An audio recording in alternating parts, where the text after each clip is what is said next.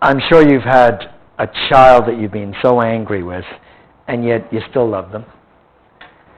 A child that says blistering things to you about who you are, and what you're like, and what you think like, and you still, underneath the anger, love them. Well, that's likely how Job felt about his friends. They were killing him, but he still loved them. They were not understanding the situation he was in, but he, together with them, had some wrong notions about the way God works. He at least spoke right things about God, but his knowledge still had to be lifted up higher. He yearned for somebody that would have compassion on him, that would understand him, that would be the kind of individual that would speak on his behalf. And when we go to chapter 19, in the midst of all this mess, and the book of Job is very messy. By the way, there were 10 kids. I forgot the 3 daughters. I would not have gone well with my 3 daughters. 7 boys, 3 girls, right? And in the middle of all this trouble, all this breakdown, all this turmoil, all this hurt and fear, here's what Job says. Chapter 19, verse 25. I know in spite of everything that's happening, all that you're doing with me, all these brutal things you're saying, all this horror of loss that I've gone through, I know that my Redeemer lives, and that he shall stand at the latter day upon the earth. What does all that mean? What does it look like? I know that my Redeemer God lives, but there is a Redeemer connected to him that's going to stand on the earth one day. A Redeemer that I can look forward to. He shall stand at the latter day upon the earth, and though after my skin worms destroy this body, yet in my flesh shall I see God. And that's what we need to hold on to. In our trouble, in our loss, in our bereavement, our grief, our problems, our terrible mistakes we make. That's what we need to hold on to. That in the end, God will redeem us. You know, that's reminiscent of a passage. You all know the passage. In Lamentations chapter 3. Jeremiah is surrounded by a burnt-out husk of a city. People walking by with burnt skin discolored through starvation. Children crying for food in the streets of Jerusalem. In the middle of all that, he says, chapter 3, verse 22, it is of the Lord's mercies that we are not consumed, because his compassions fail not. They are new every morning. How is God's compassion new every morning when I wake up in a burnt street filled with dead bodies, foreign soldiers walking around, and people desperately pour around me? How is that God's mercy? Because I've woken up. Because I've woken up. And what God is telling us through Jeremiah is this. When you wake up in the morning, it's a gift I've given you.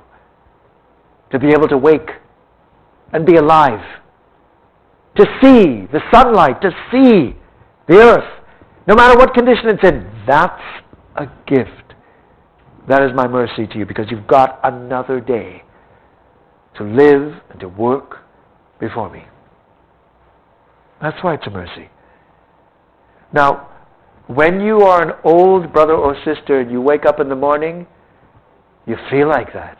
All right, I've got another one. I'm still here. There are times of illness where we wish we would die. Job wished, why can't you just take my life? Why are you keeping me alive? But to wake up in the morning is a gift. They are new every morning. Great is thy faithfulness. What's my portion? Property, money, gold, position, respect of men? What is it? Possessions? No.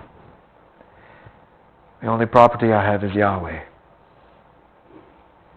Yahweh is my portion, saith my soul. The priest's portion was Yahweh. Oh, what did that mean? What did it mean? Back-breaking daily hard work, serving God, warring the warfare of the tabernacle and subsequently the temple. Every day, smoke in your eyes, looking at people's lesions on their bodies to determine if they were leprous, what kind of disease that was, dealing with disputes among brothers and sisters, dealing with terrible marriage breakages that would occur, dealing with your own sin and your own weakness, your own frailties, your own ongoing exhaustion, and knowing that in spite of it all, these were the privileges and the inheritance of a priest. That's what it was. Oh, you see the pictures of them, and they've got these lovely white garments. They were only white before you drew near the altar or cut into an animal, and its blood spurted up on you. Or you cut into an animal, and it had a rot and an abscess inside that stank. Parasites. You had to deal with all that mess. That was your inheritance. Doesn't that sound like ecclesial life? It does, doesn't it? That's our inheritance. We who are kings and priests, or a kingdom of priests, our inheritance is that. It's not what we can spend or wear or drive in or live in. It's the things that are associated with the truth. I forget that so often. We all do. Yahweh is my portion, saith my soul. Therefore will I hope in him. The Lord is good unto them that wait for him, to the soul that seeks him. It is good that a man should both hope and quietly wait for the salvation of Yahweh. It is good for a man that he bear the yoke in his youth. And so Jeremiah says these things, and they're true, and they're comforting to us. It's our hope that comforts us. And he says that in the middle of the horror of what Jerusalem had become. But look what he says directly after. He sitteth alone and keepeth silence, because he hath borne it upon him. He putteth his mouth in the dust, if so be there may be hope. He giveth his cheek to him that smiteth him. He is filled full of reproach. For Yahweh, or for the Lord, will not cast off forever. But though he cause grief, yet will he have compassion according to the multitude of his mercies. For he does not afflict willingly, nor grieve the children of men. Verse 39. Wherefore doth a living man complain, a man for the punishment of his sins? Let us search and try our ways and turn again to Yahweh. Let us lift up our heart with our hands unto God in the heavens. We have transgressed and have rebelled. Thou hast not pardoned. And then he seeps back down into the darker themes and thoughts. Thou hast covered us with anger and persecuted us. Thou hast slain. Thou hast not pitied. Do you see how the graph goes up and down for believers? Up and down. Moments where we're on the spiritual heights, and directly after, we're way down in the depths again. Scripture is real. These people were real, because that's what we go through. This is a demonstration of the heart of a human being we can relate to. That's a man Job can relate to. Job. And so when Job says what he says, I know my Redeemer is living. And I also know in the last day, my Redeemer manifested in his Son is going to save me. I may rot away and die, but I will live again. I believe that. And sometimes that's all we've got left. That's all we've got left. Nothing else. And that's enough. Because that is the inheritance of priests. Everything associated with that. And Job says, back in chapter 19, though my reins be consumed within me.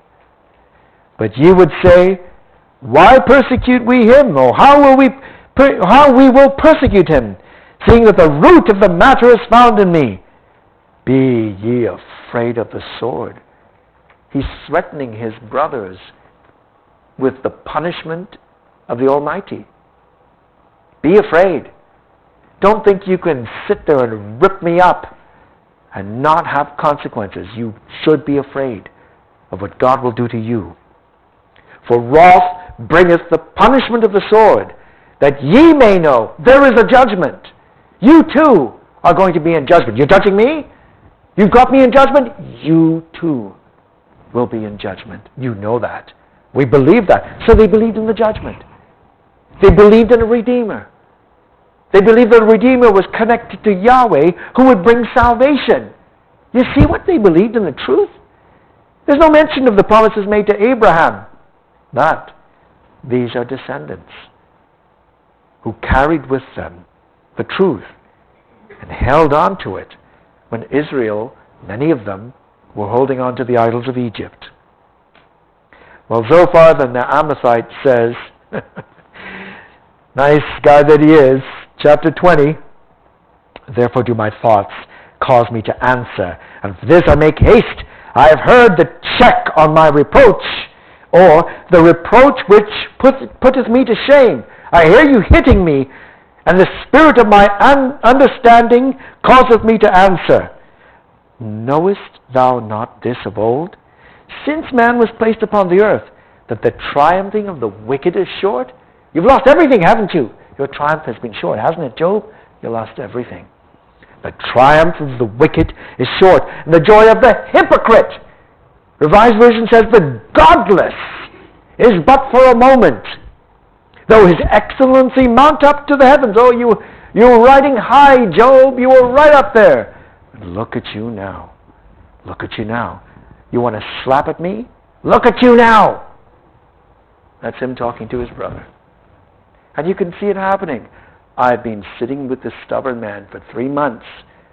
I believe that this can only happen if you've sinned. He will not even confess to sin. Not only that, he justifies himself. Not only that, he criticizes God. Not only that, he's telling me I'm a fool and I should be scared of judgment. Who does he think he is? And he slashes back. Aren't those human beings together? Before then, it's all poetry, isn't it? You read it in this poetry. And you read it like a human being and you think, oh, this is so rough and so real. This is the real deal. This is what people do to each other. This is what we do to each other and what we go through. So he's hitting him hard. Verse 7. This is me talking to my brother who stinks and is in a dung heap and is round by the ashes and the dirt. He says, he shall perish forever like his own dung. There's no softness in this man. No gentleness. No sensitivity or consideration. Just hard, hot blows. And he hits him so hard. They which have seen him shall say, well, where'd he go?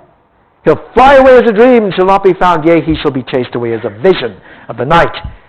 The eye also which saw him shall see him no more. Neither shall his place any more behold him. His children, look at the sensitivity, he just lost 10 kids. His children shall seek to please the poor, and his hands shall restore their goods. His bones are full of the sin of his youth. He heard Job talk about the sins of his youth, and now he slaps him with that statement. He uses his very confession to hurt him. Have you ever done that to someone? You have a friend. They confess to you the problems and the mistakes they've made. Then you have a falling out. And then you go out there and you tell people what your friend did, that he confided in you in secret. Have you ever done that? That's what Zophar just did. Whose name means rough. It's a rough thing to do to someone. But we do things like that. And so we have to beware. This could be us. Or if we see someone else do it, take them aside. Show them how terrible that is. Help them to understand that's not how we do. What we do to comfort each other. If somebody tells you something, some sin they're ashamed of, pray about it and drop it and forget it. Don't carry that forward. And don't push that out and sound it abroad. It's not what we do. But Zophar is exhausted. He's so exhausted and so angry. And he can't hold back. And he keeps hitting him and punching him and hitting him emotionally. His bones are full of the sin of his youth, which shall lie down with him in the dust. Though wickedness be sweet in his mouth, though he hide it under his tongue, though he spare it and forsake it not, but keep it still within his mouth, yet his meat in his bowels is turned, it is the gall of asps within him. He hath swallowed down riches, he shall vomit them up again. You're a foul person, Job. You are a disgusting, despicable man. And you're going to live with the consequences of that. It's going to kill you. That's what he says to his friend. Verse 17, he shall not see the rivers, the floods, the brooks of honey and butter. That which he labored for shall he restore and shall not swallow it down. Verse 21, Revised Version, there was nothing left that he devoured not. Therefore his prosperity shall not endure. You're an evil, wicked person. You stole things from people. You were corrupt, and a liar and a thief and a scoundrel. Now I know who you are, Job. And the consequences are clear. Verse 29, this, after all of the laundry list of things that happen to the wicked, this is the portion of a wicked man from God, and the heritage appointed unto him by God. Now, God through Jeremiah wrote that Yahweh was his portion. That was his gift. Zophar says, you have nothing. You have no portion of anything. All you get is your deserts, and you deserve worse than you've received. And Job answers. There's terrible back and forth of these brethren, and they go on, getting worse and worse. Job says regrettable things on occasion. But he never lets go of his God. And he keeps on holding on to him as he goes forward. He talks about the good things that he did. Chapter 32 begins, he says, so these three men ceased to answer Job because he was righteous in his own eyes. They felt like they'd failed. We can't do anything with him. He won't confess. We can't get anything out of this person who's in the dock waiting for judgment. We can't help him because he won't confess. So they stopped talking. And says, then was kindled the wrath of Elihu, the son of Barachel, the Buzite of the family of Ram. Now, Elihu's name means, my God is he. Barachel means blessed of God, or God hath blessed. Ram means exalted. He's a Buzite, who's the second son of Nahor, Abraham's brother. Right? And you'll find that reference to Nahor, one of them, back in Genesis 22 at verse 21. So the very names that we see of this young man are quite interesting. Right? His speech prepares for God to step in. Now the brothers are searching and auditing the past of Job, looking for sin to condemn him for. And they can't find it and he won't confess it. They make up things at the end. It's so bad. But Elihu doesn't do that. He deals with the words that Job has said right now in the conversations. He's listened to the cycles of speeches, and he's dealing with Job directly on those things. He's not dredging up the past and all the sins that could have been committed by Job.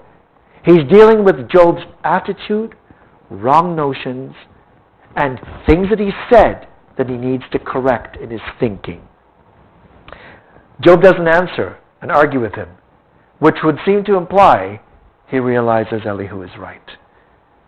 Some brethren, I remember one brother many years ago at a gathering saying, "Oh, what it is Job just thought a young man just sounded off, and he said, okay, he's a young man, whatever, and he let it go." But I don't think that's true. Elihu says some right things, some good things. God's speech follows directly after. God never condemns him or counteracts what Elihu has said. And at the end, when God rebukes Eliphaz and his two friends, Elihu is not mentioned. So that means Elihu didn't say anything that was wrong. The speech is illustrated in the great thunderstorm, that incredible amount of wind and rain, darkness that comes with the cloud, and the voice of God. The three friends condemned his former life. Elihu deals with what Job has just said. And the descent of Elihu is fleshed out in more detail than any of the others. You see all these different names, and the meanings of their names seem to indicate he comes from a lineage of very faithful men. Very faithful men. Brother Roy Stiles lays things out in the way that you see on this screen. And by the way, this whole set of slides is available to you. I'm going to be sending a copy to Shannon and to Dave. So if anybody wants a copy, just ask them, they can forward a copy to you. All right? And you can make use of it, scramble it, do whatever you like to with it if you need to use it for any classes or anything that you need to do. Brother Roy points out that Elihu is concerned with two major issues, two major concerns. That God's righteousness is to be upheld rather than Job's. And it's a right reframing that's required. Job's righteousness can't be the center of this story. God's righteousness must be the center of the story. That suffering and affliction were intended to purify and draw men to God, not to destroy them. Not to destroy them. He points out, look, there are different ways that God works with men.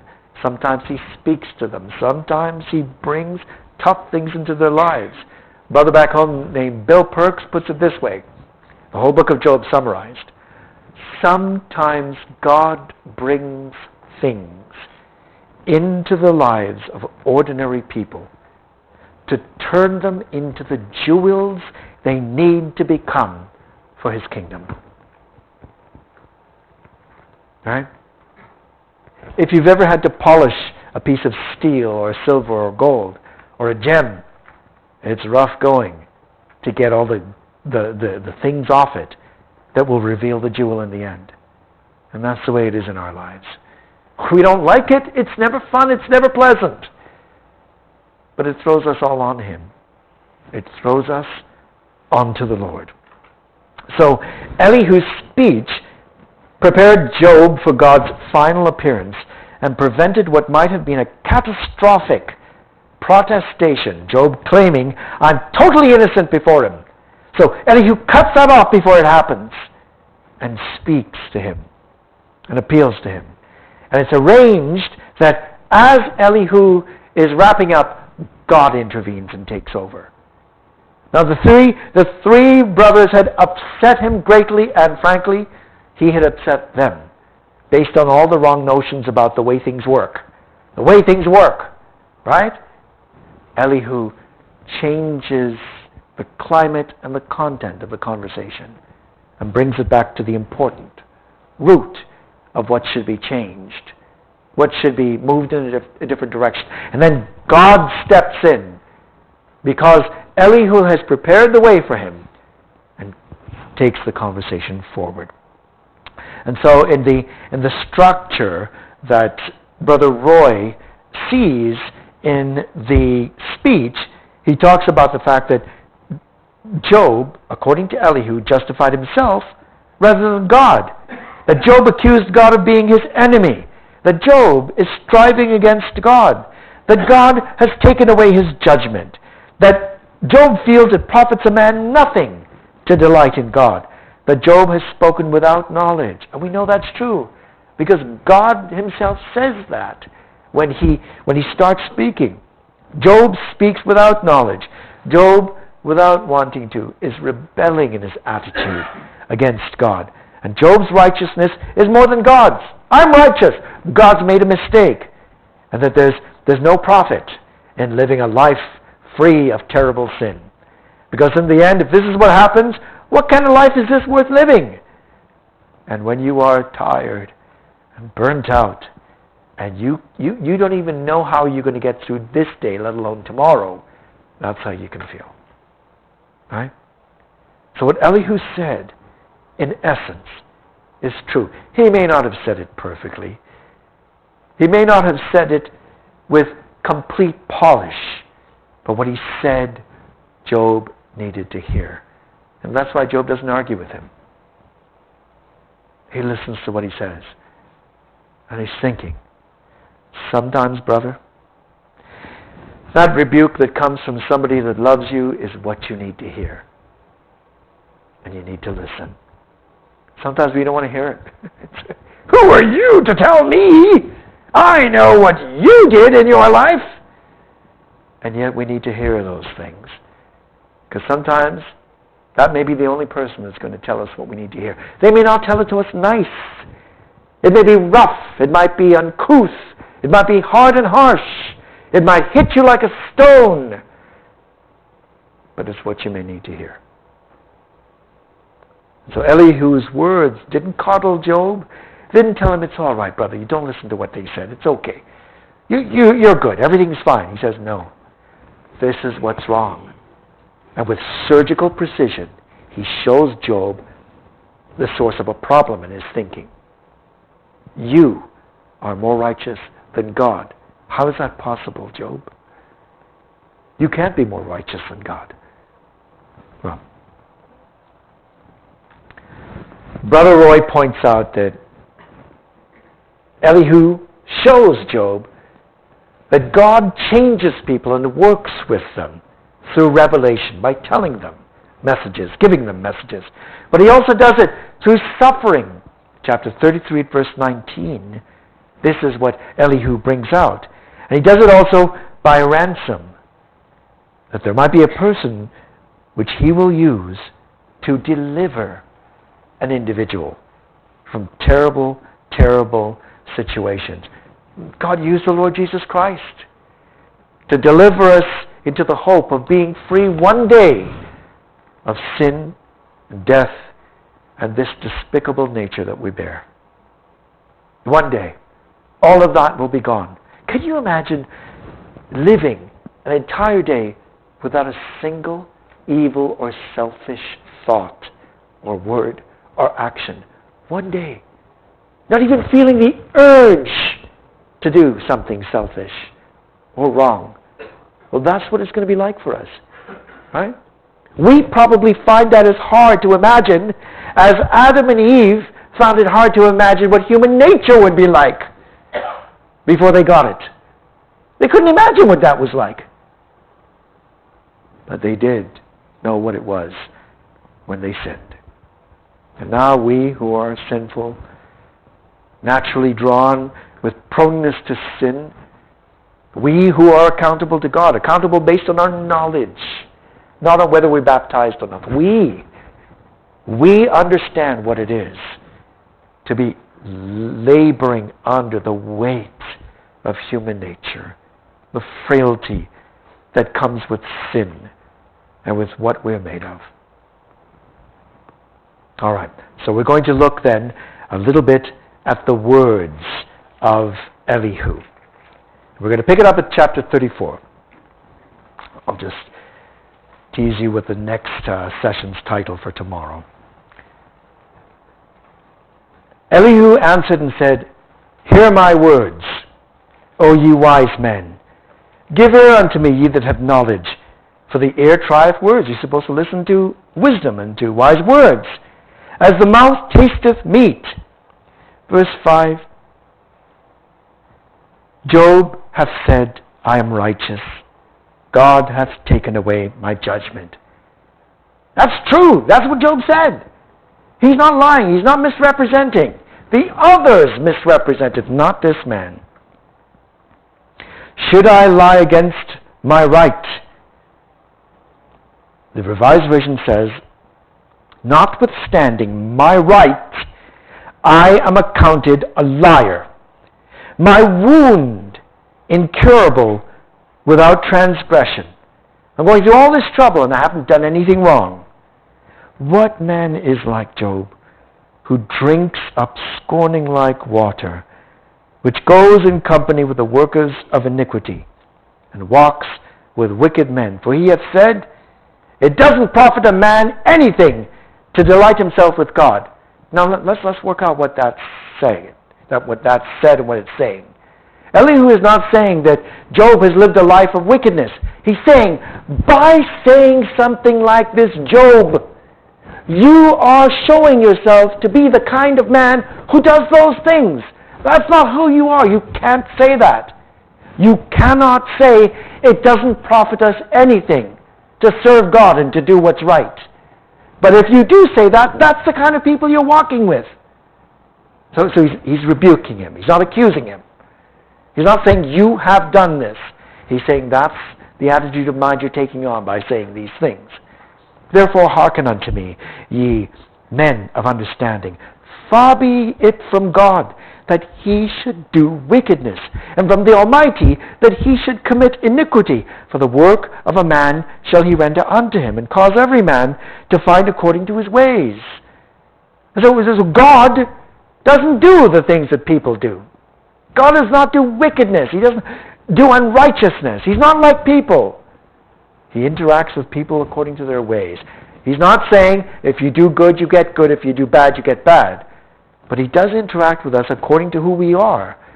And he does bring things into our lives to change us, hard though they may be. Yea, surely, God will not do wickedly, neither will the Almighty pervert judgment. He doesn't do those. Job, don't keep accusing God of wrongdoing, of wrong judgment, of being unfair to you, of doing things he shouldn't do because he doesn't know what he's doing. Don't charge God with foolishness. That's not right. And he has a right to tell him that, so Job could listen and hear it and get ready for the words of the Almighty. Verse 18. Is it fit to say to a king, thou art wicked, or to princes, ye are ungodly? How much less to him that accepteth not the person of princes, nor regardeth the rich more than the poor? You wouldn't say that to a king. You wouldn't dare go into a court and tell a king, you're unrighteous, you're a bad judge, you don't know what you're doing. You wouldn't even think to do that.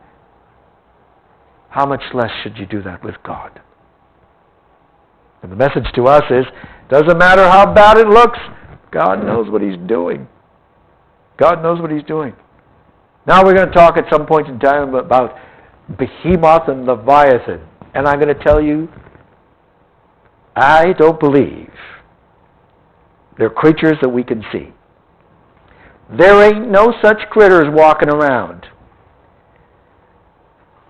Leviathan, John Thomas sees to be a representation of the nations in all their unruliness. Only God can control them. I'll cite an article about that to you. It's a great article. From the Herald of the Kingdom and the Age to Come. I think volume 5. Somewhere in the 90s pages, maybe about 92 to 94 or something like that. Right? There are actual references in one of these presentations. Behemoth is a representation of human nature. So in one case you've got human nature that can only be controlled by God. In the other case you have human nature as manifested in the nations that can only be controlled by God. We sometimes think, well, you know, it could be that Behemoth is like an elephant or a hippopotamus. But the tail of the animal is quite large. It's massive. Have you ever seen the tail of a hippopotamus? It's, as one brother has described it, a little apology for a tail. So it's not that it's an actual creature. It represents something. And when God talks to him about controlling sin, can you control human nature, Job? Job feels shame because he says, I sure can't control mine. He feels shame. When he talks about the nations, he says, I can control the nations. I can swing them where I want to be and play with them. He's playing with somebody in the White House right now. Right? I can play with them. Can you do that? Job realizes, I can't. So, you know what you're doing and I don't. And that's the message God gives him. And so, Elihu is speaking things to him that are true and that he needs to hear. He goes on and he says, how many minutes, brother? 8 minutes! Look at that! 8 minutes! Verse 31. Surely it is meet to be said unto God, I have borne chastisement or chastisement. I won't offend anymore. Oh, what is Elihu saying? I've sinned a great sin and I'll stop now. No, he's saying, look, I'm taking the chastening and I'm going to change how I'm talking about you, Lord. I'm not going to offend anymore in the things that I say. That's what Elihu is appealing to him to do. That which I see not, teach thou me. If I've done any iniquity, I'll do no more. And so he says to him, don't sit there justifying yourself. Don't say, I am righteous. Ask God, is there anything in me that I need to change? He needs to change his attitude about his righteousness. He needed to stop being afraid that God was going to launch out at him. The thing that I've feared greatly has come upon me. Right? He needed to stop thinking that God is transactional in his interaction with us. And he needed, no matter how bad things got, to believe and hold on to and trust God. The first thing that breaks when your life falls apart is your trust. Don't trust God. Look what just happened. How can I trust a God that does that? That's what we do. And what we have to learn is keep on trusting him. Keep on trusting him. Verse 35, Job hath spoken without knowledge, and his words were without wisdom. He's not yelling at him. He's not throwing stones at him. He's telling him the truth. Job, in his extreme physical, emotional pain, has said things that are not wise, not true, just like me and just like you. And he says, my desire is that Job may be tried unto the end because of his answers for wicked men. Revised Version says, because of his answering like wicked men. For he addeth rebellion unto his sin. He clappeth his hands among us and multiplieth his words against God. Elihu spake moreover and said, do you think this is right, is your right? That you said, my righteousness is more than God's? Now, Job may not have said it in those words, but it's what he's been saying essentially. I know what's right and wrong, and this is not right what God is doing, so God's wrong, and I'm right. That's really the message. This is why his brothers keep fighting with him and hitting him with these blows. For thou saidst, what advantage will it be unto thee? And what profit shall I have if I be cleansed from my sin? Revised Version says, what profit shall I have more than if I had sinned? And thy companions with thee, look unto the heavens and see. Look in the heavens. Behold the skies which are higher than thou. And you know what's happening in the skies at that time? They're darkening. Clouds are rolling in. There is a whirlwind, a massive hurricane of a storm coming in. If thou sinnest, what doest thou against him? And if thy transgressions be multiplied, what doest thou unto him? You are so little. You're so insignificant. What could you do to the Almighty?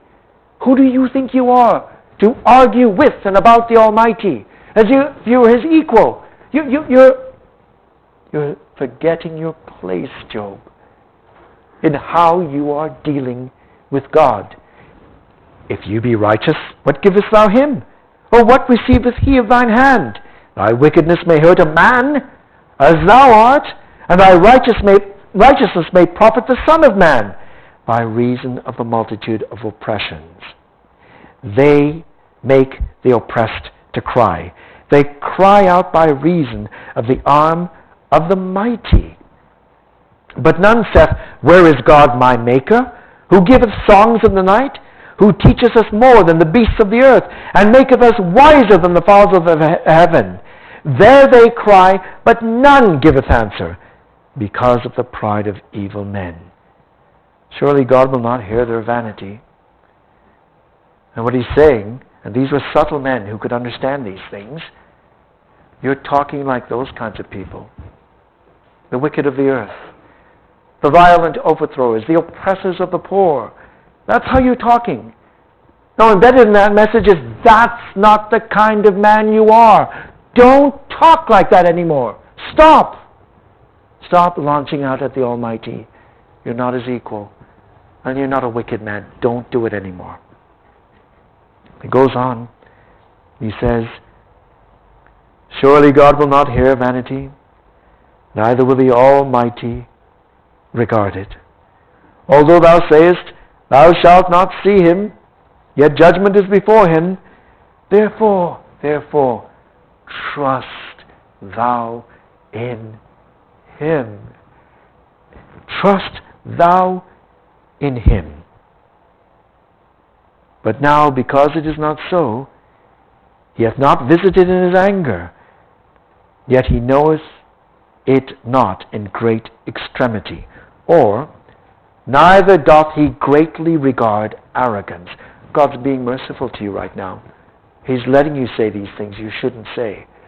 But you need to stop and trust in him and believe in him. Therefore doth Job open his mouth in vanity.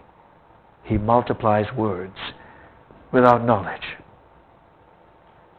And these tough but clear and truthful words prepare Brother Job for the words of God himself. They're hard words. They're not easy words to read. They're not easy words to listen to. But they were the clearest and the most accurate words that anyone had said to Job in his trials. And it came from one of the youngest. So wisdom does not always come from old heads. Sometimes it comes from youth. We don't know how young he was. We haven't a clue. But sometimes there's wisdom that young people may have, which can help. And God used that young man. Remember, young men, he listened, didn't say a word, for 3 sets of speeches over how long? We don't even know. Then he spoke. Don't see it as a big victory over the oldies who don't know anything and you are filled with wisdom. He waited his turn humbly. And then he spoke. But he spoke truth.